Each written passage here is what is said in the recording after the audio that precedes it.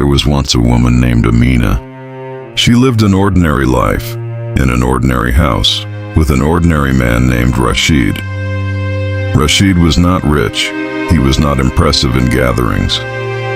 He did not speak loudly or dream loudly, but he was consistent. Every morning before the sun fully rose, Rashid woke up. He prepared himself silently so his family could sleep a little longer. He left for work carrying responsibility on his shoulders and hope in his heart.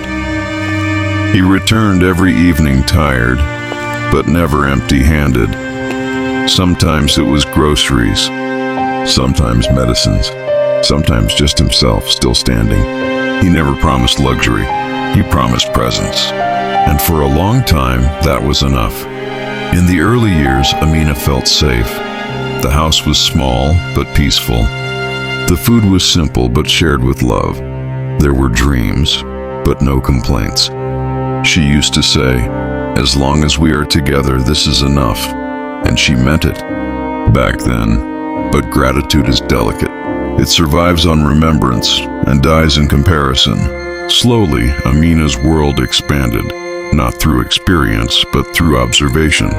She watched others, neighbors with bigger homes, relatives with better clothes, friends posting smiling pictures of perfect lives, and without realizing it, a question began whispering inside her heart. Why not me? She didn't become cruel overnight. She became restless. The house that once felt warm now felt narrow. The routine that once felt stable now felt boring. She began noticing what was missing, not what was present. Rashid sensed the change. He saw it in her silence. He heard it in her sighs. Then came the words, not sharp words, not angry words, just constant ones. This house feels too small. Why do others live better than us? You work so hard, but where is the result? Can't you do more? Rashid listened. Not because he didn't feel pain, but because he loved her enough to carry it. Every sentence landed heavier than the last. Still, he tried. He worked longer hours, skipped meals, tired he was, returned home later, because he thought, if I give more, maybe she'll feel happier. But the problem was no longer effort, it was contentment. A man can endure poverty, he can endure exhaustion, but disrespect erodes him silently. Amina didn't notice when Rashid stopped smiling. She didn't notice when his voice grew quieter. She didn't notice when he stopped sharing his thoughts, because she was too busy noticing what he lacked. One evening, Rashid returned home unwell. His body was weak, his face pale, his hands shaking. He sat down slowly, breathing heavily. Amina looked at him, not with concern, but irritation. "Why now?" she said. "There's so much to do."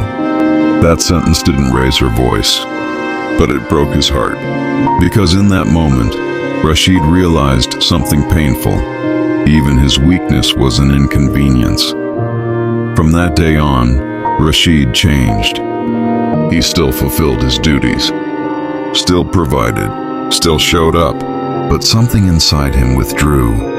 The warmth faded, the emotional presence disappeared, and when love leaves the heart, it often leaves life soon after.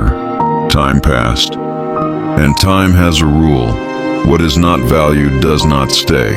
One night, Rashid didn't return home. A sudden heart attack. No warning, no goodbye, just absence. Amina screamed. She cried. She collapsed. Regret rushed in, but too late. Because realization after loss has no power to reverse time.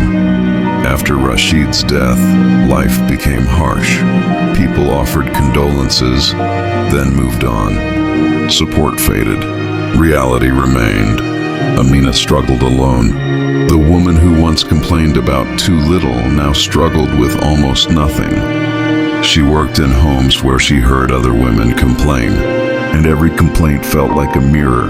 One day, an elderly woman she worked for said softly, "My husband wasn't perfect, but he never left me hungry." That night, Amina couldn't sleep. not because of poverty, but because understanding had arrived. Late, she whispered to herself. He gave loyalty. I gave criticism. He gave effort. I gave comparison. He gave everything he had, and I still wanted more. That was her ending, not punishment, awakening. Gratitude does not mean accepting injustice. It means recognizing sincere effort. Homes don't need perfection. They need appreciation. Not every partner is ideal. Not every life is luxurious. But blessings ignored become regrets remembered. Remember this. What you complain about daily may be someone else's prayer. And the greatest tragedy is not losing people. It is realizing their worth when they are no longer there to feel it.